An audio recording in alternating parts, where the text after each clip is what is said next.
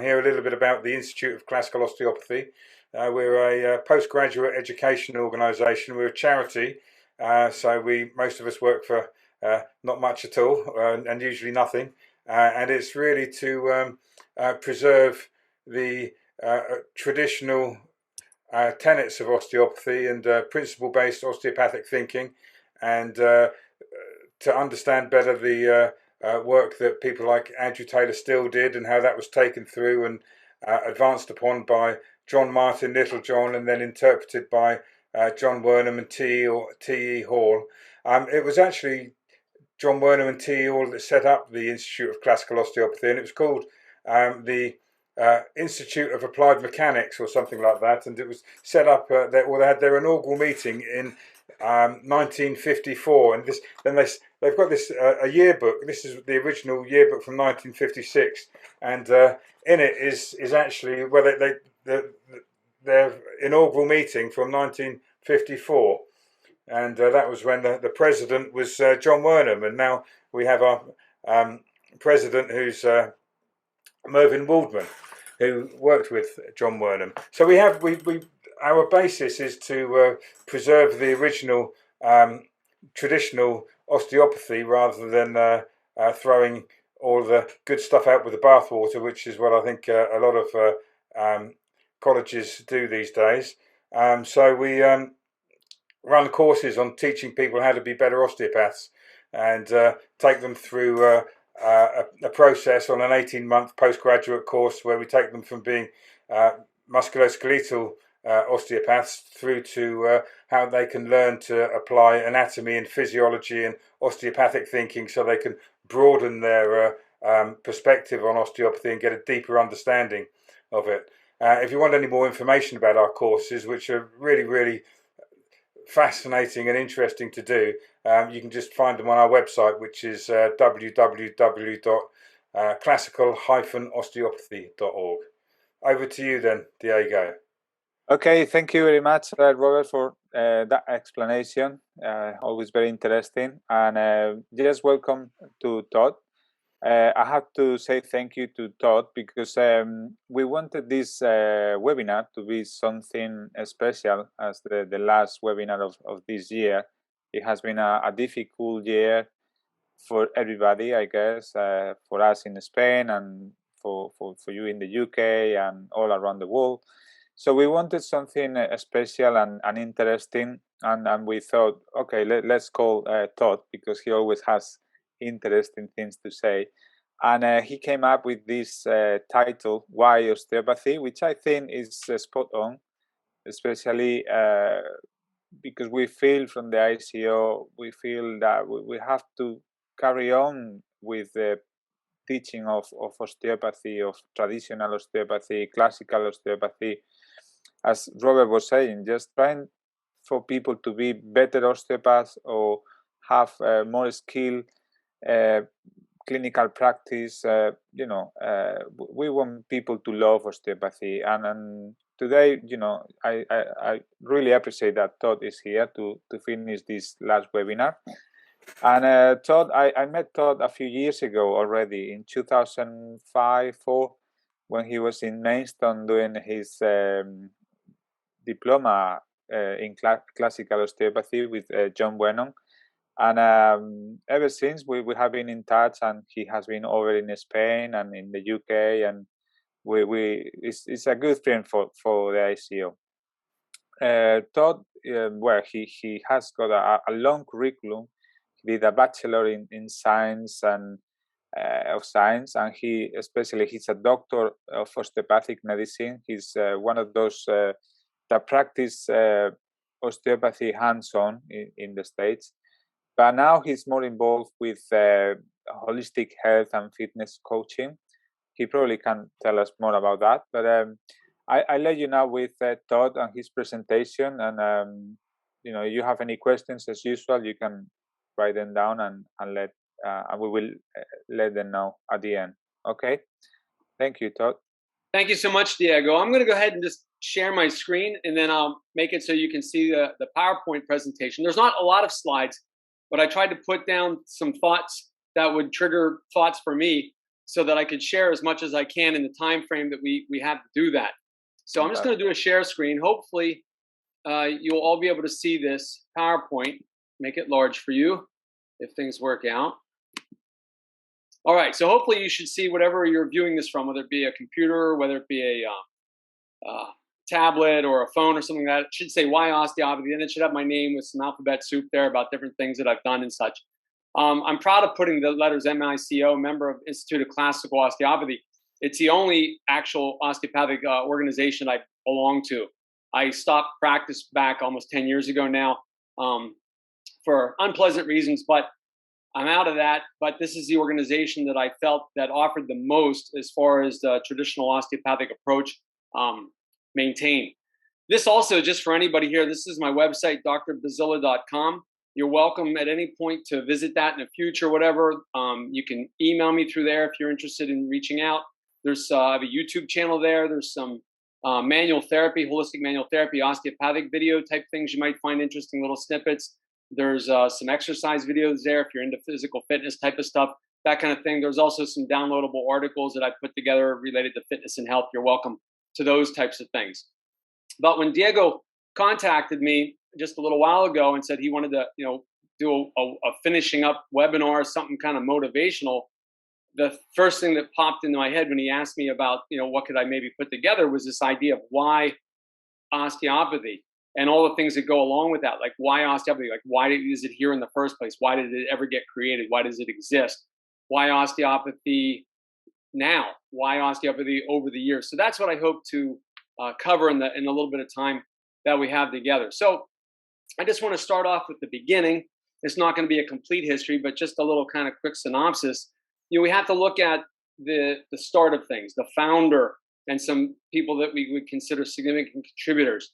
And I think the word found in English is very important, because found, they say, oh, I found my watch. I found the thing that I was looking for. To find something is to discover something. So Still, in his own words, said that he discovered osteopathy. So in that sense that he discovered osteopathy, it would give him the idea that this thing was already in existence in thought, in what he believed may be the greater overall good for mankind. And it was, for whatever reason, his job to discover it, to find it. He never said that he created it or whatever. He said that he found it. He was the founder in that he discovered it. So we'll get to significant people like Little John in a moment, but what were the motivating reasons? Was still sitting around thinking, I need to figure out how to make some money. I don't think that was his driving motivation. I think if you look at what was going on in the United States where he lived, you look at his personal life, you look at the family, there was a lot of death. There was a lot of suffering. His own family had members of his family die. There was a war going on. The Civil War was going on. There were people suffering and dying. And his father, having been a Methodist minister, he would have been exposed to that. They did circuit riding, so they traveled from place to place. He would have seen a lot of discomfort in humanity. And there's a saying in the U.S., probably other places as well, that need, the thing that creates the driving reasons for something to come into existence, is the necessity. This is the quote: necessity is the mother of invention. So when you need something and you have a open and creative mind to it, the solution perhaps shall present itself. So that was kind of the major things that led Still to find, or in his words, to discover osteopathy. And then someone like Little John came along, who was right there at the very beginning, studied and taught, coming in with this physiologic process. Still was, by his own words, more of a mechanic, an engineer, dealing with the anatomy, the structure of things, whereas Little John knew more and came in more academically with the physiologic processes of things. So Still kind of was the one face of the coin, if you want to do it that way, And Little John, even though he wasn't the person that made up the word osteopathy and things like that, he contributed significantly to the point where he helped the flip side of the coin, which is the physiology. So I think with Still, you get a lot of the structural component of things. And with Little John, you get a lot of the physiologic component of things. And if you look at what was the original purpose, the original reason for osteopathy, why osteopathy needed to exist, was to alleviate human suffering and all the hardships that people were observing, that the medical model of the day was not really able to do so. Still, again, was taught to be a physician initially by his father, who was also a physician, minister, physician. And he learned whatever they learned how to do, but he found that in many cases it wasn't effective, or in often cases it was harmful. So he had to figure out there's got to be a better way. Do I believe what I believe? Do I have my thoughts that I have my thoughts? He did, and he believed that these things should come into existence. The original purpose was to alleviate suffering in a better, kinder, gentler way than the medical model that currently existed.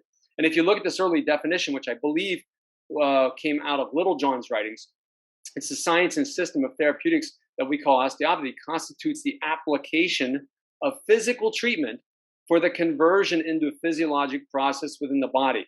That notion that physical gets converted into physiological is a very, very important concept in the thought process of osteopathy.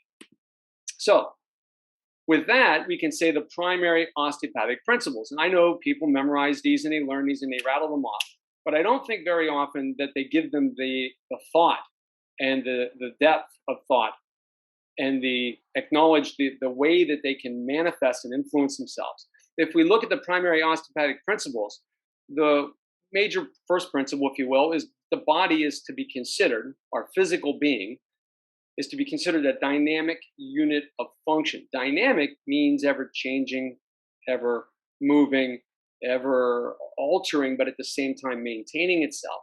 Unit means it works together. It has to work together. Anybody here has been in the military or played on a sporting team, everybody's got to do their job the way they're supposed to do the job, in the manner they're supposed to do their job, or the thing doesn't work.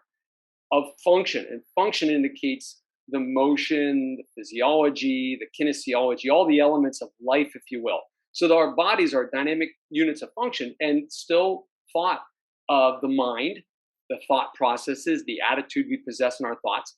He thought of the body, the physical structural components that we think of ourselves as physical being, and then the spirit. And spirit can be looked at from different perspectives. And some people, like this picture shows, it could be from a bioenergetic standpoint, where there's different vibrational frequencies and things that you can see. Some people look at spirit as being something related to a higher power, a higher force, or a higher intelligence. It could be something related to the soul if you have that mindset. But mind, body, spirit is that they're all meshed together, non-separable, if you will, and that each influences the other. Where I've heard it said, and I've used it myself, wherever the mind leads, your body will follow. So if you're going to have thoughts, have good thoughts, because thoughts are things physiologically.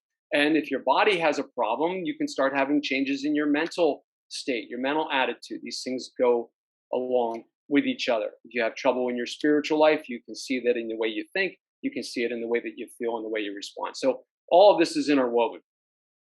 Structure, function, the reason I use kind of a back and forth arrow there is because the idea is that they're related, what we call inter-reciprocally, which means if you change one, you change the other. And if the other is changed, then it goes the other way as well. This is easily seen in exercise. People all the time will say, how do I get my muscles to be bigger or stronger, whatever? We have to provide a certain stimulus over a certain period of time. You change the way you're using your body, that's the function. And over time, the body adapts and changes through changing of the structure. So if there's a way you use yourself, way you mechanically stress yourself, your body will reciprocally change structurally. If you have a structural change manifesting itself, there'll be a correlating physiologic change that takes place. If you get injured, you will no longer have the normal function of that particular area of the body unless it completely heals and completely repairs itself. So structure function goes along together. We can use that information when we're assessing from an osteopathic standpoint. The original osteopaths referred to looking for or evaluating or observing the person that they were dealing with for what they named the osteopathic lesion. It was called the osteopathic lesion because they were looking at it from an osteopathic perspective. In the world of manual therapy, outside of the osteopathic profession, other practitioners and other disciplines said, well, we're looking for the same thing you guys are looking for. So why do we got to call it the osteopathic lesion? Why do you coin the term? So they got together and they renamed it somatic dysfunction. So somatic dysfunction is kind of the new modern way of saying the original osteopathic lesion. And the osteopathic lesion is being able to be identified by the arts. So you could say it's an art, the art of assessment, or the arts associated with the osteopathic assessment. A, R, and T are, in English, the three first letters that represent the objective findings of the operator, the osteopath, who's evaluating and assessing the client or the patient. Asymmetry, you're looking for asymmetry. There's static asymmetries or dynamic asymmetries, and the dynamic asymmetries, to me, are always far more important than static asymmetries. Dynamic asymmetries reflect more accurately how we function, how we move, how our bodies are utilized.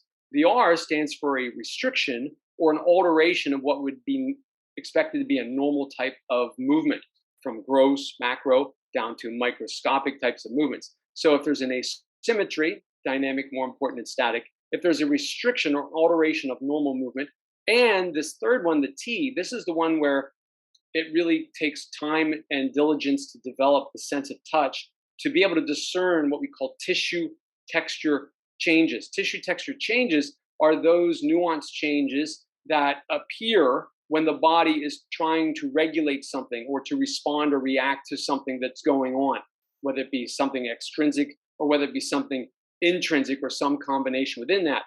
Tissue texture changes can allow you to figure out if something is based upon your prior experiences, whether this is an acute manifestation, whether this is a chronic manifestation, whether this is related to maybe an infection, whether it's related to a strain, whether it's related to something coming from within the body, a viscerosomatic type of reflex, something along those lines. And the S is the subjective component. That would be the client or patient's sensorial description of what they're experiencing. I've got such a headache. I've got this thing that burns right here. It twitches. It feels nummy tingly when I do this certain thing. Those are all sensory experiences that you have to kind of take for granted that the person is able to accurately describe to you what they're experiencing. What you would need to rely on with your hands is the objective findings. That's the asymmetry, the restriction, the tissue texture changes. Little John, and I don't have a copy of the chart here to put up, but it's a real busy chart, put together through a lot of his study with his patients and such. He compiled these centers, and he called them the physiologic centers and the osteopathic centers. And essentially, another way of maybe thinking of these would be physiologic centers would be the origination places, the places where the underlying disturbance physiologically is coming from. What part of the spinal cord, what part of the autonomic nervous system, where is the nociceptive stimulus being generated from? The osteopathic centers would be those areas where they're expressing themselves, where the area in the body is expressing itself. For example, if you had primarily something going on because you did something, you irritated your stomach lining, ate something you shouldn't have eaten or something like that. Well, the place that might express itself might be in the front part of the chest. It might be between the shoulder blades, something like that. So the osteopathic centers are correlates to the physiologic centers. In some places, they're overlapping each other. And other places, they might be far distant. If you ever get a chance to get a hold of one of the ICO or a JW books where they kind of show you the physiologic centers and osteopathic centers, you can see that there's all kind of interesting correlates. There's uterine centers in the cervical spine, things like that. Like the uterus is not here, right? Remember, the body's a dynamic unit of function, and it's a matter of how does it communicate itself within itself, areas of expression. And the big challenge for people doing this work and understanding the principles is that when you look at somebody, the question you would want to ask is, why is this person, why are they expressing their underlying imbalance the way they're expressing it? And why do they, in fact, have that underlying imbalance to begin with? These are big questions that don't necessarily have easy answers. So the structure-function relationships are integrally important to being able to make any kind of assessment. You have to be, when you're going to render a treatment, you have to be able to basically tap in to the way that person's body is communicating. and then have the knowledge to kind of understand what is it that's trying to tell me. And then what is it that I'm able to do to help facilitate the next part, which is really, really important. And this should eliminate anybody's ego out there who thinks I'm the magic man. I put my hands on people and they get better. Well, it's not so much about you. It's more about them, because the third and really important principle, they're all important, of course, is that we all have, or should have, otherwise we wouldn't be here, self-healing properties. And at the heart of osteopathy is this idea of vitalism. And vitalism is about the organism itself having the things that it needs, having the things it possesses, the things it has, to be able to render the best opportunity for survival. So the body wants to be healthier. The body wants to be better. It's always going to kind of try to reconfigure and compensate. I make a joke sometimes when I teach. I said our lives are a series of compensations, and then we die. The idea is that we're always trying, the body's always trying to figure out what's the best thing it can do mechanically, physiologically, to maintain your homeostatic state based upon what you're experiencing, whether you're experiencing it externally, internally, from your mind, from external forces, whatever it might be. So with that said, this idea of vitalism is that what are the things that we can achieve with osteopathy? So when somebody says, why osteopathy? What can you do with osteopathy? What can osteopathy do for you? When you are working as a proper osteopath, you really should probably be thinking of yourself as a facilitator to better health, right? The facilitator to better health. You're working with that person with whatever you're bringing literally to the table to help their self-healing, self-repairing, self-regulating, self-defending properties to best have the opportunity to express themselves fully for maximal healing in that person. And that usually, when you're doing it with them, and that's a big thing I'll bring up later, with, as opposed to imposing your will on somebody. When you're working with somebody, you have three options. They're either going to have it in them to correct whatever the issue was. That's called a cure. Oh, you said you cured something. No, I work with somebody to facilitate their self-healing mechanisms. And if those mechanisms are good enough and strong enough and balanced enough that they can resolve the issue, then they cured themselves. They cured themselves. Another thing that could potentially be done with osteopathy is prevention. There were some early signs and symptoms that something was brewing, but we helped to facilitate through physical touch and through our mechanisms that we use, and their body prevented it from ever going anywhere. It just is a non-issue. So you can cure, you can prevent, and then in some cases where you get people maybe been down the road a bit, physically, psychologically, whatever, and they just don't have enough juice left in them to fix or to correct the underlying disturbance, well, you know what? Maybe you can help them have better days than if they hadn't received any kind of intervention, treatment. So that's called palliation. So we can cure, we can prevent, and we can palliate. And you can do all three things in the same individual based upon what's going on with that unique individual. Notice I don't have the word harm here. Harm is not part of osteopathy. If somebody is hurt or injured during an osteopathic treatment, then I would argue that that treatment was not really osteopathic, because that practitioner was imposing their will on that person's body. Nobody's self-healing mechanisms are going to show you how to hurt them. Everything's about getting better. What can I do to get better? So with that said, it becomes very, very important to become a better listener, a better observer, so that you can help that person facilitate the processes in their body through that self-healing. And that's not just with hands-on stuff, but that's also mental work on their own. If there's somebody that has a lot of anxiety and fear and anger and rage, and they keep revisiting things, they're reboosting that through their entire body all the time. It's like it's happening every day.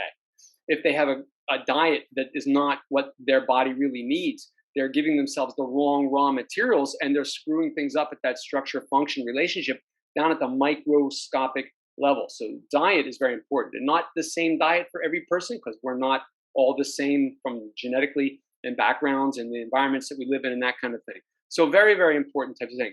Physical activity, right kind for the right kind of body. So I mentioned observation. When I was active with teaching a lot, one of the things that I would like to say to my students or anybody that would be willing to listen is that, osteopathy begins, ends, and everything in between is about observation. There's no time in an osteopathic session where you shouldn't be observing, or you could say assessing. It's an ongoing process. You touch a person, that information is going into that person's body. Their body is processing it consciously, subconsciously, through all the different mechanisms. It responds back. And then if you're paying attention, you're observing properly, you should then be modifying whatever it is that you're going to be doing with that person, as opposed to doing something to that person. With that said, the attention and the intention are very important in the osteopathic world. Attention is what are you looking at? How are you looking at it? I know there's books out there and they talk about there's different models of osteopathy. There's the mechanical model, there's the fascial model, there's the fluid model, the energetic model. Everybody is all of these things. So if you want to be the best that you can be, if we want to be the best that we can be when we interact with people and be the best facilitator of healing as possible, it's in our ability to gain competence in all those different models and be able to shift in a given session our attention to these different things to see how is this body most easily and freely communicating to you where the disturbances are and what can you do to help them. The bodies, a client and patient's bodies, pretty good at figuring out what you bring to the table. So how can they utilize your services to their best benefit? So attention is very important. And then intention is, what are you intending to do with this? Probably at the purest level, it's like, I'm here to help. How can I help you? Right? Help me help you. What can I do for you? And however way you do that, or however you think about that, that would be something that you would ponder. There's been stories about Dr. Still going to visit somebody in a serious way, children in a serious way, and he would sit for a bit and think, put his feet up, sit back and think a little bit. And they're like, what's he doing? Well, he didn't say outright what he was doing, but he probably was preparing himself, focusing himself, thinking about how is this person's problem expressing itself, anatomically speaking, what might be going on. But then probably at some level, he was getting himself ready to give it the proper attention with the proper intention. Still often talked about being able to visualize perfect structure, perfect function relationships. And when you would work with somebody, that would be part of your goal and objective, would be to help them achieve that perfect thing for them. So that attention and intention, if you have to actually sit back a little bit and get yourself ready before you put your hands. If you're working with somebody and you're looking at the clock and you're thinking, what's on TV tonight, or I got to pay this bill, or I got to call this guy, remind me to call that guy when I'm done with your treatment. That just tells them that you're not paying attention to them. You're thinking about other things. There's a thing called the Heisenberg uncertainty principle, that the act of observing something changes the actual thing that you're observing. So attention or observation is a very, very key thing. And for some people that say, I have attention deficit disorder, well, then you need to work on that. And you need to be able to focus more on the person that you're working with. There should be no distractions, and it should all be about your interaction with that particular person. Now, if we go back to the original writings of Still and say, what are the classical osteopathic methods? Well, Still talked about the lever, the wedge, and the screw. And if you wanted to advance this a little bit, the lever would be short lever, long lever, or a combined lever. The wedge could also be considered a fulcrum or a fixed point. You got first class, second class, third class levers. The screw would be any kind of circular or rotational type of movement that could be used within a joint, could be used within a tissue, could be used with oscillation, like we do spinal oscillations, that type of a thing. So lever, wedge, and screw in the different manifestations. And from there, it kind of advanced into this idea of direct, indirect, or bounce. When I was teaching up in Canada, a lot of times I'd say, well, I don't know what to do with this. I said, you got three options. If you know how it moves, you can take it the way it wants to go, that's indirect. You can take it the way it doesn't want to go, that's direct. Or you can try to bounce between the two things. So you have direct, indirect, bounce. I'll caution you, if you read some of the early books, they use the words direct, indirect, not to indicate necessarily going into a bind or out of a bind, but they actually use direct and indirect, meaning short lever or long lever. A direct approach would have been a short lever approach. An indirect approach would be a long lever approach. So I just want to clarify, there's lever, short, long, combined, but there's also going into a bind of motion, going into the ease of movement, or finding a place in between. And then, of course, there's mechanical action types of things that have been described in osteopathy early on, pumps, lymphatic pumps, where you're not really trying to go into a barrier or out of a barrier, but you're simply mimicking body movements that the person maybe is not quite capable of doing, like with the pandemic of 1918, 1919, they would have done lymphatic pumps. They would have done pectoral tractions and oscillations through the rib cage to help minimize pneumonias and stagnation of airflow and fluid within the alveoli and such. So these are the mechanical principles associated with these methods. The early osteopaths still, and those that taught with him, like Little John and other people that were there, talked about nerve, artery, vein, lymphatic, and you could throw in there the CSF, although still didn't talk too much about the CSF. He did mention in his writings that he considered it the highest element in the body that had like a liquid light type of thing going on. So we'll talk about that a little bit later, but nerve, artery, vein, lymphatics. And with that said, the nervous system, we're talking about, again, this sensory motor response within the peripheral, within the central, the autonomic, the sympathetics, the parasympathetics, the enterics within the GI system. And how does that whole thing communicate and control or influence other things? The big things in early osteopathic methods they talked about were things like vasomotor, dilation and constriction under influence of the nervous system. We know that there's humoral elements, things that go through the bloodstream that can influence that as well. But they didn't know about precapillary sphincters and stuff, but they were accurate to predict that the nervous system influenced dilation and constriction. Still talked about the role of the artery being supreme, and that you can mark to the moment that dysfunction occurs is when you have an alteration of normal blood flow, arterial blood flow. Too little or too much, either end is not good. Visceromotor would be organ functions influenced through the autonomic nervous system in part, and as well as the vascular fields going into and out of that. Pseudomotor would be your glandular activities. Pseudomotor, if you're working with somebody and you start to feel them perspire, that's a good indicator the sympathetic nervous system has been triggered. If you're working with them and their nose starts to run, the parasympathetic system has been kind of stimulated to loosen and thin the nasal mucosa, that type of thing. And then lymphomotor, they predicted this back then. They didn't have the technology until today where they know that there are actually smooth muscles located within some of the fine areas within the lymphatic vessels. They call them lymphangions, or the hearts of the lymph, lymphomotor activity. So through the contact, through the touch that you possess with the person, that interaction, you're influencing through their self-regulating mechanisms, vasomotor, visceromotor, pseudomotor, lymphomotor activities. And also we'll add in the CSF stuff, because we'll get with Sutherland, who was right there around 1900, but he worked on it for many, many years before it became more popular, more accepted. Other terms and other things that are really important in the classical osteopathic terminology is this idea of rate and rhythm. The idea of rate and rhythm is each person is unique with the operator who's touching that person.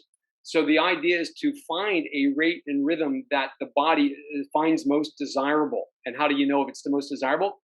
By touch. You go a little faster, you go a little slower, there's a little different effect. The last webinar presenter, Elaine, talked about different movements and different rates having different kind of influences, some with cardiovascular, some with primary respiratory stuff. This is exactly what I'm talking about. So there's rate and rhythm is very important. And the idea is to correlate. How do things relate within the body? Remember, our bodies are dynamic units of function. So when we have a illness or a dis-ease, it's a disturbance in the normal, natural balance of communication that should be taking place in the body. So when we're working with somebody using the rates, the appropriate rhythms through touch and contact, we're trying to correlate the relationships of how these things go together. Coordinating, bringing balance, again, not through our will, but through the self-healing, repairing mechanisms possessed by that person. We got to think of ourselves as facilitators, people that put our hands and then observe with these movements. Body adjustment. I love the body adjustment. When I went over to England with my Canadian colleagues at the time, back in 2005 and 2006, I felt very blessed to have had that opportunity, because I had kind of been putting something like that together on my own, just based upon observation. And when I met Mr. Wernham, it was like he picked me up and like put me in hyperspace and blew me way, way, way past how long it would have taken me normally to figure that out on my own. Gave me a mechanism by which I could work with people more efficiently and be able to bring these things out.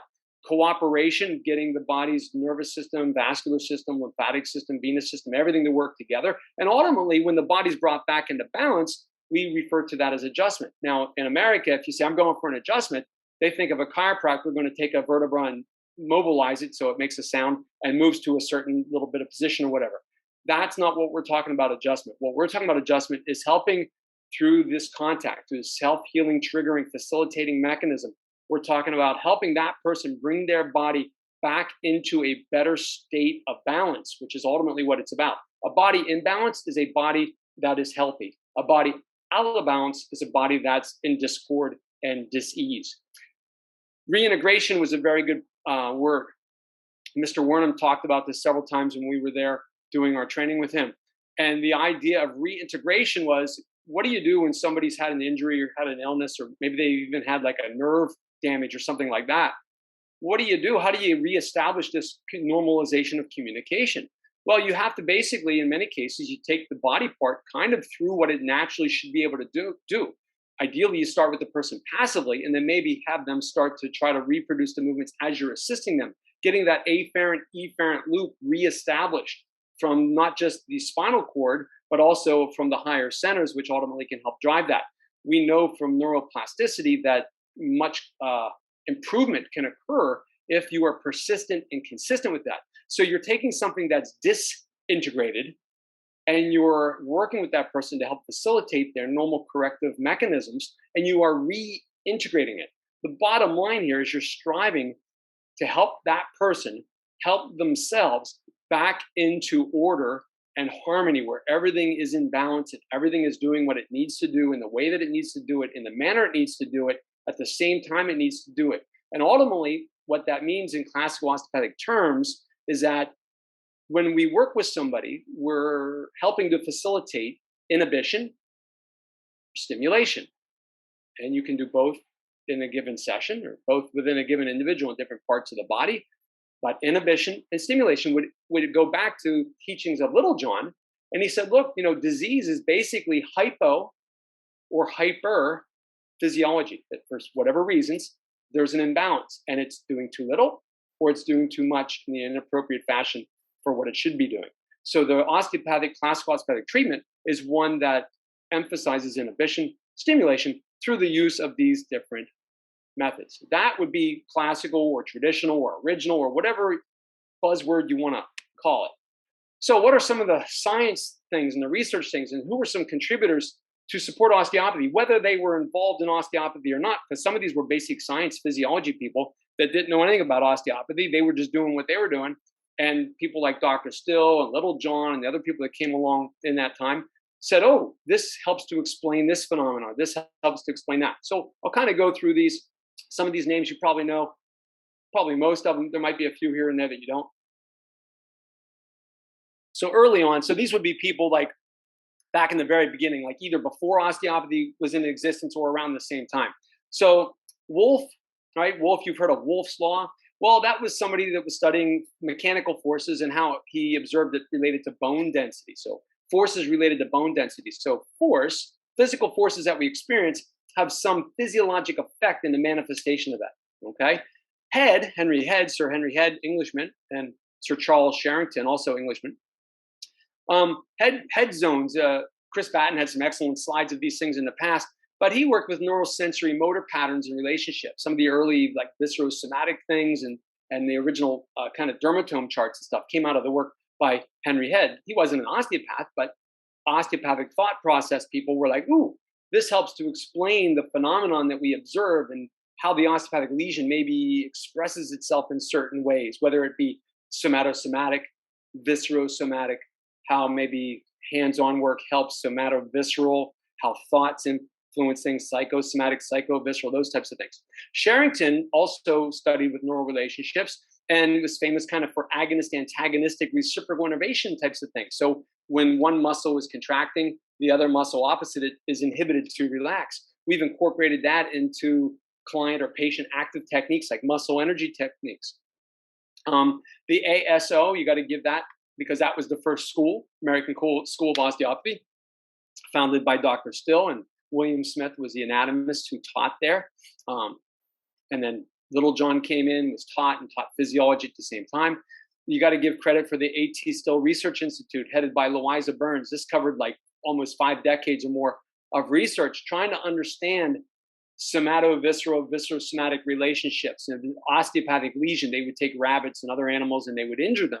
And then they would see how that injury in that spinal region would affect the organs. Or they would do something to an organ, irritate the organ, and they would see how does it manifest itself in spinal relationships. So a lot of early research in that helps support the thought process and understanding about that. There's something called the Still-Hildreth Sanatorium. That was Dr. Still's sons and Hildreth, who was one of the early people in the ASO. They actually created like a psychiatric hospital. So they were looking at that mind-body, body-mind relationship using osteopathic, hands-on osteopathic principles, dietary things and stuff like that. They worked for many, many years, from probably like the late 20s up to the early 1960s. Then, of course, Little John, and not just John Martin, but his brothers also helped. They emphasized the physiology of osteopathy, with John Martin doing the predominance of that. Learned and taught there, and he went off after, for whatever reasons, they had conflict or something, Dr. Still, whatever, I don't know. But Chicago College of Osteopathy, and then he went on to found the British School of Osteopathy and kind of brought into England, into Britain, a strong presence in this idea of changing the medical model. Unfortunately, the medical model in England was very well established at the time, and they were very resistant to him bringing in a full medical osteopathic thought process, and we kind of worked to try to keep it more into like a manual therapy type of thing. We'll talk about that more in a little bit. And then, of course, Sutherland and Charlotte Weaver. You may never have heard of Charlotte Weaver. Sutherland you probably heard of because he's given the credit for a lot of the cranial work and the cranial model, a lot of the cranial teaching, the Sutherland Cranial Teaching Foundation, right around the time he died, Cranial Academy in America, that kind of thing. But Charlotte Weaver was a contemporary, same time zone, did a lot of research, a lot of dissections with somebody, Angus Cathy and such. They worked a lot on trying to figure out what's going on and how do these things work. Later on, a little bit after osteopathy had kind of been going, somebody named Core and Denslow worked together. Core wasn't an osteopath, kind of honorary, but not by training. And Denslow, and they worked on things like axonal transport. The early osteopaths talked about being able to palpate nerve juice. What's nerve juice? Well, it turns out that once they had the technology available, they found out that nerves conduct more than electricity. They actually conduct trophic substances, proteinaceous substances go both directions, antidromic and dromic and antidromic directions, right? So they were able to prove that and show how things can pass through nerves, and why if you cut a nerve, it's just not a simple thing to just keep stimulating electrically the area distal to it, because you've lost some of that trophism. So when somebody has a withering part or a problem, it's an issue, there's some of the axonal transport has been disturbed, and that's from Core and Denslow. They also worked on this idea of facilitation. Facilitation, again, ties into one of Sherrington's rules, or Sherrington's laws, about an area of low stimulus or low sensibility can manifest itself or express itself somewhere else of higher sensibility, kind of thing. Well, that's facilitation. You have an area that's like your check engine light on your body, and that's the first plate that shows itself when a given stimulus comes to your body. Even though the stimulus may come in from somewhere else, the weak area, or the area that's kind of hyper excitable, that area is the path of least resistance, facile, right? In Spanish, that means easy. So the idea of facilitation is an area of expression, and why the osteopathic lesion is really related to facilitation, or can lead to facilitation of different areas. So Hans Selye wasn't an osteopath, he was a researcher, came up with the general adaptation syndrome, the stress responses that we see and how they manifest. Well, this is very important in the world of osteopathy, because what we're looking at are stressors. Now, the word stress, if I take you back historically, stress prior to like 1900 was a mechanical term. They use it in engineering. The stress on a rock, the stress on a beam, the stress in an architectural type of thing. A guy named Walter Cannon coined the term stress to mean something that created a physiologic response. So when we talk about stress responses, we're talking about physiologic responses based upon stimulus. The stimulus could be mechanical stimulus, could be sound, could be sight. Different kinds of stimuli require a response in the body. The body gets information in, processes, and expresses it out. So Hans Selye's information and this general adaptation syndrome, and how we are not designed really well for long-term hammering types of stress. It'll break you down. Somebody named Buckminster Fuller came up with this tensegrity model. He definitely wasn't an osteopath. He was an architect. And he came up with buckyballs. He came with these self-contained units where if you put mechanical forces to one place, they would shift the forces elsewhere to disperse them throughout the body. Well, it turns out that our bodies utilize tensegrity to help kind of keep us functioning and keep us being able to, from breaking down. If we start to break down, it's because there's a compromise somewhere in the place and the tensegrity is not able to maintain itself. We mentioned earlier on the introduction, T.E. Hall and Mr. John Wernham. Well, one of the big things they did is they maintained and promoted the teachings of Little John. All that physiology would have been lost probably otherwise. Mr.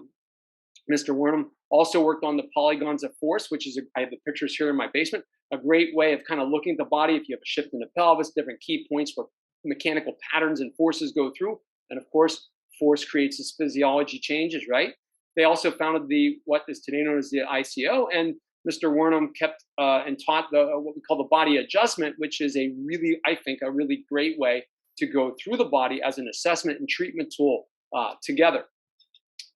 Donald Ingber, you may or may not know that name, but Ingber's a MD PhD person who did a lot of work with this called Mechanotransduction, cardiovascular stuff, and tensegrity. And he's presented at all kinds of fascia research symposiums. The Rolfers love this work. It talks about how mechanical forces get converted into physiologic expression by causing genetic manifestation changes. Well, this is something that they were talking about way back when. It's also very interesting to note that Little John said all dis-ease begins on the afferent or the afferent or the what's coming into the system sensory-wise. And this would support that if you can have somebody maybe has a genetic predisposition to something, then something happens in their life, physical, psychologically, whatever, and then those genes express themselves and now they have an autoimmune disorder, they have something else going on. Well, who's to say that if you can kind of undo or rebalance the body, that gene that started to express itself will now no longer express itself? Because mechanotransduction explains that mechanical forces are directly related to physiologic, biologic expression. And that is huge in the world of osteopathy. Being a facilitator of self-healing and self-repairing, helping that person find the best balance, the best order, the best harmony in their bodies will allow their genes to express themselves in the manner that's most useful and beneficial to that individual. And again, self-healing, self-repairing doesn't look to hurt itself, doesn't look to harm itself, looks to better itself. So can genes maybe be turned off by rebalancing the body? Well, mechanotransduction and this notion of tensegrity, tying everything together, would say yes. Then there's somebody you may not have heard of named Burl Arbuckle. Arbuckle was from like 1928 to about 1960 something. Worked a lot in pediatric cranial and had in the area near Philadelphia, had an area working with cerebral palsy children and such. Big advocate for the cranial work, integrating it into the full body. And then Viola Fryman, most of you probably have heard of her because she was around up until recently. Viola Fryman did a lot of work with pediatric research. She created Osteopathic Promise for Children, the OPC, and she has the Osteopathic Center for Children out in California. She's deceased at this point, but she did a lot of work. She also was very key kind of politically back in the day in the 60s where California wanted to get all the DOs in the area just to come in for a small fee to get an MD, and then there would be no more DOs. And if that had happened there, that probably would have shut everything down in the US. All the DOs probably would have went to MDs and then they wouldn't have to deal with anybody. Willard, he's still alive. Willard is an anatomist and he's done wonderful anatomy correlations related to osteopathy. He's married to an osteopath, or at least was, and teaches up in Maine at the school up in Maine. Then there's the Osteopathic Research Center. That's out of Texas. They do multiple research projects which kind of try to explain some of the physiologic things that we see happening with the body under osteopathic manipulative treatment. And then, of course, in America, with the American Academy of Osteopathy, which originally I believe was the American Academy of Applied Osteopathy, and they just simply made it the AAO. This would be the component of the American Osteopathic Association, where most people who are interested in doing the hands-on work as US trained osteopaths, they would belong to this. And then, of course, in England, we have the ICO, which is the Institute of Classical Osteopathy. So all that stuff says everything is great and osteopathy should be magnificent. So what happened? Well, early arguments, disagreements. What are some of the reasons for change? Well, right off the bat, you can see this in some of Dr. Still's writings. There was arguments amongst the practitioners about how you should treat somebody. There was people that said, no, the treatment should be very specific. And why specific? What they meant was you take and put all your force at this vertebra and you move this vertebra that way. or you render a treatment to just one part of the body and then you walk away, you leave it alone. The general treatment advocates would have been more kind of in line with what we know from Mr. Wernham's standpoint, where you would be addressing the entirety of the body, but at the same time being very specific or precise in where the forces are going and how they're going and what you're doing with that particular person. But specific versus general, to where Still actually wrote like an article and says, look, the means by which you do what you do aren't as important as are you helping that person get better. That's the more important thing. But this was a big thing. So you had people that wouldn't talk or interact with each other simply because the way they treated was different. Technique emphasis versus principle emphasis education. That started out back then, and that's a huge thing today. Most people who say that they're osteopaths probably aren't in the classical sense. They're probably manual therapists because they probably were taught how to do things to people in technique application. You got this problem, use this technique. You got this problem, use this technique. You turn it this way, you turn it that way. Imposing their will on the person. Don't turn it too far, you'll hurt them. Why would you ever hurt somebody if you're listening to their self-healing, self-repairing mechanisms? You would never hurt them. So when you have schools of thought that are all about technique, teach me 100 ways of doing this different thing, those people oftentimes when they go out into practice, they quickly clinically find that, oh, I'm doing all these different techniques that are supposed to help with this problem, but the person's not getting better. What's going on? Then very few, there are principle emphasis education where you think through the problem. The technique then is not all about the technique. The technique is simply a manifestation of the principle of the thing. Well, why did you do it that way? Because that's what the person's body kind of needs. Well, what technique was that? I don't know. It was kind of a combination of this and this. I'm putting these different principles together. When you would watch, if you've ever had a chance to watch Mr. Wernham work, somebody who had many, many years, and I'm sure he evolved his technique applications over years, you know, he would hold a certain position, and some people would hold it for a while, and other people a shorter distance. You know, and the questions that people would ask, and they're like, well, why are you holding it that long? He's like, because that's how long I needed to hold it. And I found that not just with Mr. Wernham, but other people who I found to be very good practitioners, very good, getting good results. They would do what they do, and they would tell you that they're feeling for how the tissues are responding to the stimulus that they were providing. That would tell me that they are not just applying a technique, but rather manifesting a principle, the principle of self-healing and self-repairing. That, I think, is really important. So a big problem early on was who was doing the teaching. There's people teaching that had no osteopathic training. They would just get up and say, I can just call myself an osteopath, so I'm going to make stuff up. So you go around thinking, you know, what you have is an apple, and then you go up to somebody who knows different. They said, no, what you have is a potato. The potato is a different thing than an apple. But I thought this thing was the apple. No, that's a potato. So people who think sometimes they're being taught osteopathy aren't really being taught osteopathy, but rather are being taught manual therapy. And I think Mr. Wernham maybe made some enemies, you know, throughout his career by just telling people, like, it's a shame you're not learning osteopathy here. He got invited in to talk someplace, and they told the story. They laughed about it. I mean, he laughed about it afterwards, but it was sad because it's like you're spending all this time and energy, and you're being taught by people who really don't understand what they're teaching. I'm not saying they're doing it maliciously, although some people do. There are schools in existence today that are founded by chiropractors, but they're osteopathic schools. Like, how's that working? Okay. Other people started schools when they themselves had no education. This has happened historically in the past. So you have to be very careful with that. The other thing that was a big problem, particularly early on, was the incorporation and use of what they called allopathic medical or other things, other methods that would be non-vitalistic. Anything that kind of violates the vitalistic approach and doesn't follow the original principles, which, by the way, Dr. Still referred to them as the irrefutable truths, meaning that's the way it is because it's been investigated, and they're never anything different than that. And if they're not, if you're doing something that doesn't follow that, you're imposing something. So there was a big problem early on whether or not we should incorporate all these allopathic things or things that aren't non-vitalistic, things where you're going to impose your will into the body. You're going to make the body do this, make the body do that. You can't make somebody get better.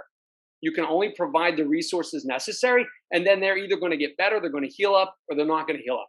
Remember, in osteopathy, we got three things. We said you can get cure, you can get prevention, and you can get palliation. Okay?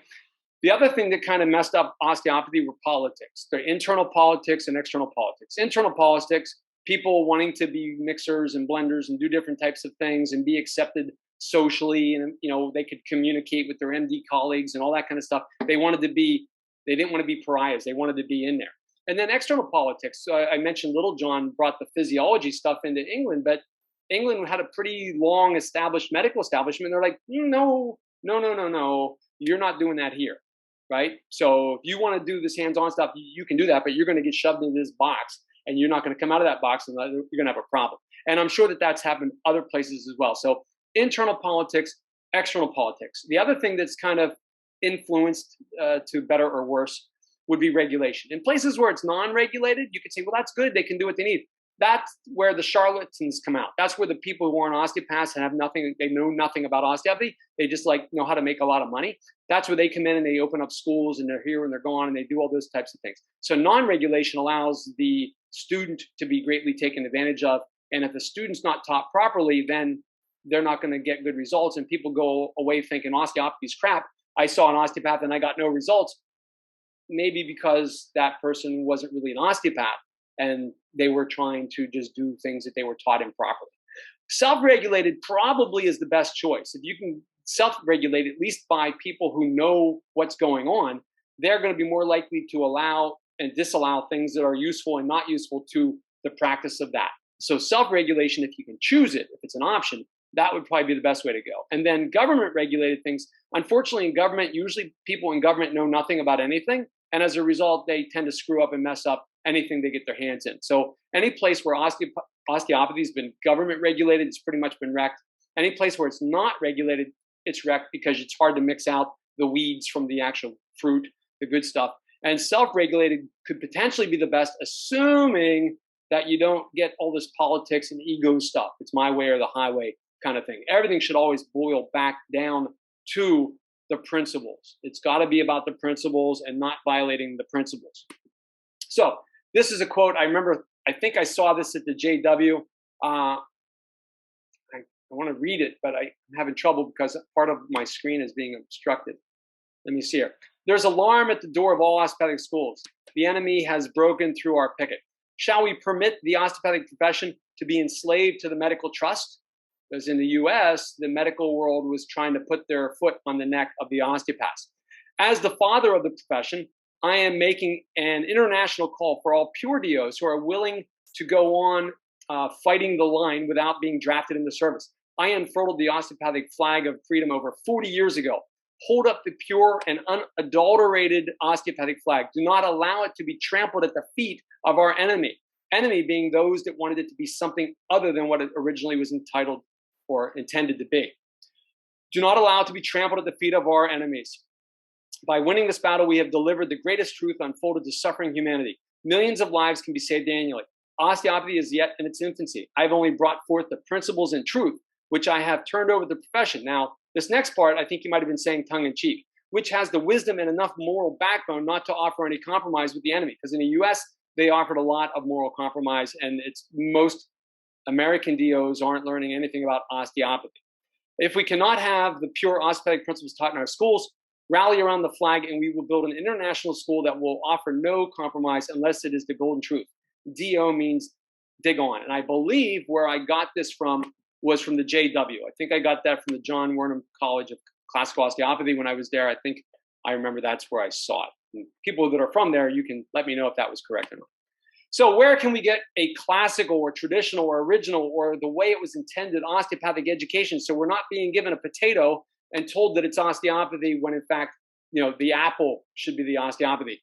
Well, as they started off in the very beginning, the ICO offers foundation courses and continuing education courses that I would highly recommend. I think they're very principle-based and they're being taught by people that have been taught to be principle-based and have clinical success that proves that otherwise. If it's not an ICO course or something like that, try to work with those people or those individuals that are teaching principle-based teachings based upon the original osteopathic principles. And they themselves are credible in the fact that they've been taught in an appropriate fashion, and they themselves also have a history of successful clinical experience.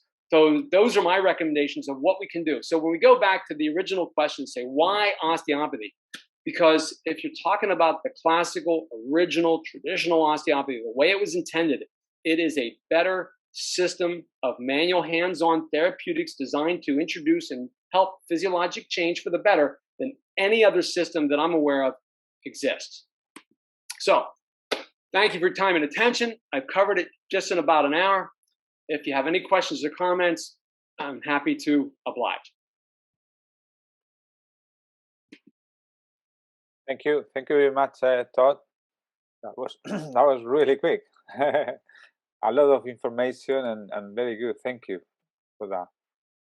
This is exactly what we were saying at the beginning. You know, we try to stimulate students and osteopaths thinking process and to be better osteopaths. That's all. We try to be better every day.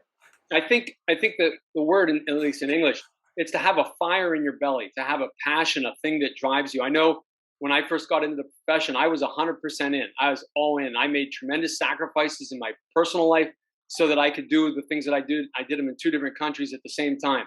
You know, I eventually got knocked off that hamster wheel, but I don't regret putting forth that effort because I felt and still do feel passionately about this subject. Yes.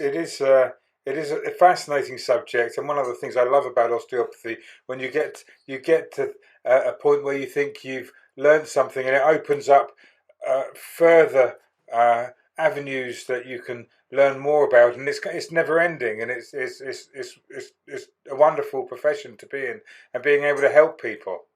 One of the things I saw when I was in clinical practice was that it seemed like when you were ready to take the next step in the development of your practice, just the perfect patient would come in, and whatever was going on with their body would be the thing that opened up that door. And then you would step through that door, and then there's like, oh, there's this big room with all these other doors. Yeah. And then all of a sudden there would usually be a series. Be like 3 or 4 people would come in that had similar types of things. It's like, wow, I never saw this before. Maybe because you weren't ready. You know, I say when the student is ready, the teacher will begin. Well, the patients are the teachers. Yes, like the universe provides at the right moment for some reason. I totally agree. I think osteopaths we need to carry on listening and developing just to open up those doors and to have that patient coming through the door that you find new ways to approach the problem, or it's so complicated, the human body, and it's amazing. We have Chris Bates is saying here in the UK, college are letting principals go more and more, as it is the GOSC, the regulation body in the UK. You mentioned that the American DOs do not really learn osteopathy. How do you think it will progress in? You froze there, Mommy. How do I think it'll progress? He froze. Yeah. He says the question continues. It says, how do you think it will progress in the USA? Will manual osteopaths like here develop, or will the medical world remain in power? Well, I think the medical world's going to stay in power. They come up with guidelines for practice, and the guidelines since there's like 10 times more MDs roughly than there are DOs, the MD guidelines are going to always supersede the osteopathic guidelines. The people that are the hands-on people often have to do it in constructs of a regular typical practice model, which makes it very difficult to give maximum benefit. Now, I was fortunate when I practiced it, that was my thing. Like, you're coming to me, the whole thing's hands-on from start to finish kind of thing. But there's very, very few of those type of people around, and proportionally, I don't see the numbers increasing. Right? There's more, like, they're going into specialties and different things, and they're being physicians, but they're not what I would consider osteopaths. And there's actually been talk about having foreign-trained osteopaths who do the hands-on work to actually work in the medical offices to do the hands-on work for the patients. Ah, That's interesting. I've heard people talking about that, and they would kind of be over what do you call it, overseen by the physician, because they have like nurse practitioners and they have physician assistants, right, who do the medical type of stuff, and the doctor rarely anymore actually sees the patients. They're usually doing all the paperwork. So it could also happen that foreign trained osteopaths, who are more likely to do all the hands-on work, are able to get practice rights as manual therapists under a doctor's office, whether it be a DO or an MD. Yeah, that's quite interesting. That's similar to physiotherapy in the UK. Really, the doctor provides a diagnosis usually, and then refers on to the physiotherapist, which is a physical therapist, which is more of an orthopedic, and now more exercise-based approach. Yeah, I really applaud the ICO and the work that Mr. Wernham had done. I mean, he devoted his like entire professional life to keeping it going, and he was like going against the flow the whole way, and that takes a toll. And he made it to like 99 and almost 100, right, kind of thing. Just to do that for that long length of time is outstanding. It shows you about his character. Yeah, it does. It's imagine how old he would have lived to if he'd had an easier life. I don't know. Well, you can make an argument that kept him going. He was all irritated all the time. True. That's true. It is interesting, but it is doing what we do is a bit of an upstream swim, but it feels more honest, and it feels like the right thing to do. Very good. Are there any additional things? Anybody have any comments or questions or anything I can help with? I'll just have a quick look at. Well, here we go. What is your view on the type of government regulation we have here for osteopaths in the UK? Would osteopathy benefit from deregulation? It's been discussed a lot.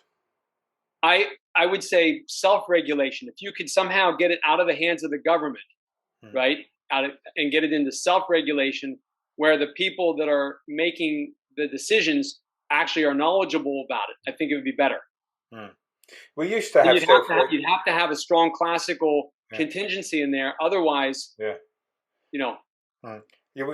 used to have self-regulation up until 1993, when we had the Osteopaths Bill went through Parliament, and then it became enacted in 1998, when everyone had to do I think called a PPP, which was a professional portfolio and practice or something, which is I remember I had to do it. I'd only graduated the year before, but it was pretty easy for me, and it was really a medical approach to osteopathy, much like we are taught as undergraduates. It's screening out for pathology, and then the use of technique on the stiff bits and lesions that we find, rather than a more complete integrative system that we teach at the Institute of Classical Osteopathy, which is what we've then inherited from John Wernham, who inherited it from Little John, who inherited it from Still.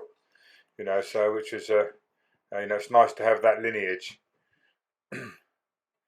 Here we go. I think I'm certainly going to look at your website. Thanks, Todd. Keep it pure. There we go. So thanks, Todd. I understand Dr. Still's last words included, "Keep it pure, boys. Keep it pure." Yeah, and they didn't. They didn't. Well, I know when I was with Mr. Wernham, he would always look at me and he'd be like, all like, why did you give it up? You had everything. You had it all. Why did you give it up? I'm like, it wasn't me. Like, I didn't do it personally. Like, he's like, I know it wasn't you. You're from Delaware. You can help it. Like, what, I said, I don't know what to tell you. I think it's very difficult. I remember talking to Jason Haxton about it, and he said, you come out of medical college or osteopathic medical college as a DO, and you get paid something like $125 for an appointment time with a patient, and if you just do it medically, you can see 6 people in an hour. Whereas if you work as an osteopath, you can do 2, maybe 3 if you really want to push yourself. So it's a difference between $750 an hour to $250. Yeah, I mean, there's a lot of reasons, financial reasons, prestige, and it's physical. It's manual labor. Like people, Yeah. what are you doing? Like I'm manual labor. Like it's hands-on work, right? So there's Yeah. a certain physicality to it, and if you're Yeah. not cut out for that, my whole thought was like, why would you pursue that if you can't do it? Yeah. If you don't have the physical ability to do it, why? Unless you want to teach, do teaching or something or research, I'm not sure why you would go into that profession. Because even right from the beginning, when I got in there were people like, I'm not interested in any of this hands-on stuff. It's all hokum and blah blah blah. I'm like, why are you here? Yeah. It's it was their opportunity to get through medical school. Yeah, I guess so. A medical degree of some sort, isn't it? Yeah. Yeah. And to me, I'm like, well, if you're thinking that this is an easier route, it's not, because you're still responsible for all the information that an MD has to know. Yeah. But you also have to know the osteopathic stuff that an MD is not responsible for. So you're coming in thinking this is an easier route, but you actually have to know twice as much information as your counterpart. Yeah. That's not going to be easier, is it? Yeah. And certainly, I think one of the things about osteopathy is that like all these things, it's called being in practice. So John Wernham was in practice for 70 odd years. Yeah. So you develop and you can develop your skills and your ability to help people on an ongoing basis. And which is a lovely thing to be able to do as well. Yeah, and I mean he was a fairly big fellow, right? So there's certain approaches that he could use that would be easy for him to do. Like Viola Fryman, as an example, she was very, very small, right? She's a small woman. So she tended to be more working with children or whatever. I think when you can practice many different ways. Yeah. And you got to use whatever physical abilities you have to best facilitate that self-healing and self-repairing mechanism. Yeah, no, I completely agree with you. I always think it's good to be bigger than your patient. Yeah. Right. Or at least have a bit of weight to use. Exactly. Lean on people. All right, are you back with us, Diego?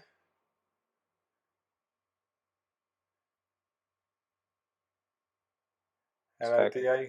You back with us? I know we lost you for a few minutes. A few minutes, yeah. No, I was going to say that Mr. Wernham said that during his career, he saw many new techniques, fashion coming along, and then, within 5-10 years off, they were not in use anymore. So I think what remains in osteopathy is that the principles and the basics of osteopathy that have been there forever. So I think that's the important bit to keep in mind. We've got another question from Alex de Monstiers. I'm not entirely sure this will be something that you can shed any light on, really, but is it because it's a very UK specific question? He asks, we are seeing an increase of UK osteopath working in the NHS in hospitals. What's NHS? Yeah, our national health system. Oh, okay. Do you think this will have a positive impact? I think if the people doing the work are doing the work properly, it would be fantastic. It's it's like anything. If you have somebody that's going out to be a representative for your whatever, your team or your sport or whatever it might be, you want them to be a good representative of what it really is. If you have somebody that says, I'm here to represent this, and they're not doing anything that's really what it should be, it's not necessarily going to have a good impact. No, particularly if they don't have favorable outcomes. Yeah, absolutely, completely agree. I think my understanding was there's less and less osteopaths working in the NHS, and after they stopped doing any qualified provider, the AQP scheme. You used to be able to get a contract to provide osteopathy into the NHS under that scheme, but my understanding was it stopped in some way. Certainly the ones around Southampton did. There's my partner who's an osteopath, Dawn Hammond. She worked at the Royal Southampton Hospital for several years, providing treatment for national health patients, and she would do BA all the time with them, and when they did research on the patients, it came head and shoulders above the results the physiotherapists were getting. One of the questions I've heard over the years, not so much from me because of the medical thing, but like people from other countries would be, well, what kind of osteopath are you? Yeah. And in my mind, it's like, well, there's only one. You're either an osteopath or you're not. Yeah. Right. And what I think what they were meaning would be technique based. Are you a cranial osteopath? Are you a visceral osteopath? Are you a structural osteopath? Like, you're either an osteopath or you're not an osteopath. Now you might specialize in a population. Like, I'm a pediatric. I'm an osteopath, and I like working with kids, or I work with elderly or something like that. But to say, what kind of osteopath are you? It's like, well, what kind of apple? It's an apple. It's either an apple or it isn't an apple. Yeah. No, I completely agree. That one of the problems with our regulator is they don't really know anything about osteopathy, and unfortunately, and this is probably a contentious thing to say, quite a lot of people in the colleges don't know a lot about osteopathy. They know a lot about research, and they know a lot about musculoskeletal healthcare, and they know about teaching, but they don't. A lot of them don't appear to know a lot about osteopathy, and so we're losing osteopathy. It's kind of leaking out of the undergraduate education, or has leaked out of the undergraduate education quite some years ago.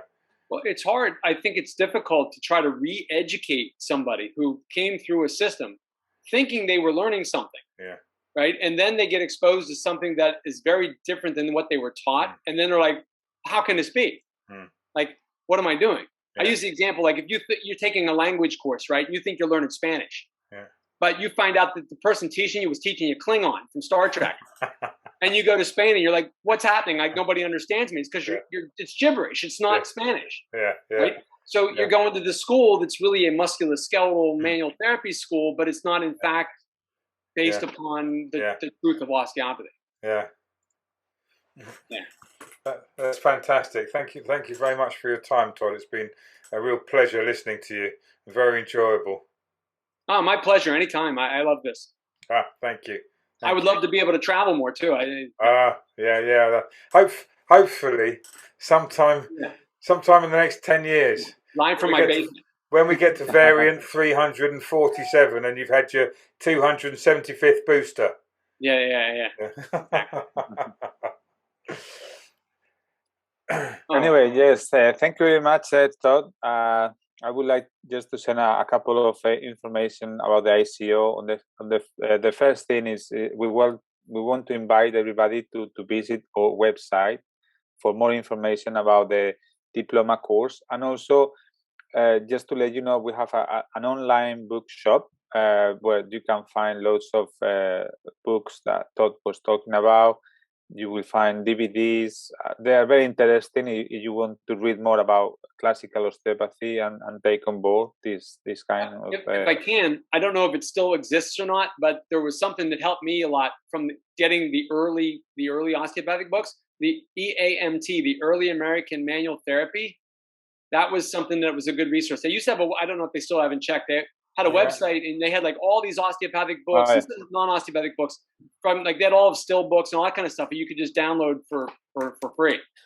I think that's still about, and there's also archive.org that you can download some of those books from. My understanding is that site is still up, but I'll have a quick check. I think they were associated with like the Edgar Cayce Foundation or something. Because Edgar Cayce would prescribe osteopathy when he would do his readings or do his like whatever trance thing he would do. So they were like advocates of osteopathy. Yeah, EAMT, Early American Manual Therapy. There we go. Yeah, still there. It's through the Macmillan. Macmillanmedia.com. But Early American Manual Therapy. Yeah, it's got all the Burns stuff on there. A nice long list of books from Barber, Booth, Brown, Burns, Buxton, Chirby, Collins, Davenport. So you had a little bit of Little John in there. Yes, there is. Selected writings of Little John, and McConnell and Teal and Millard, and a couple of Stills books there as well. Tasker's Principles of Osteopathy and Tucker's Osteopathic Technique. That's a nice little book. So plenty there for people to get their teeth into over the Christmas holidays. Okay, and then just to let you know that we will have our next webinar will be in February with Mervyn Waldman, and then we are working on the ICO conference, annual conference that we normally do online. It will be this year again, so we are looking into March, April, and we will send the information out through social media. Well, and that's all from us. Just because it's the last webinar this year, say thank you to Todd for all the support, and from me and the whole team, I would like to raise my glass of wine, yes, Spanish wine, just to celebrate this year, everything we have achieved. That's right, Todd, thank you. Everything we have achieved in this difficult year. I want to say thank you to everyone that has joined our webinars with an average number of 50 people around every webinar that we normally run. And thank you for everybody that made some donations for the ICO. We really appreciate your support and help. Also, I would like to say thank you to all the speakers, not only to Todd here tonight, but everybody we had through the whole year. And finally, I would like to say thank you to all the ICO faculty team that we have for the work and enthusiasm during this difficult year. And just to make a toast for osteopathy and to keep alive our osteopathic roots. So I wish you a very happy Christmas and a happy New Year and all the best. Cheers. Cheers. Okay.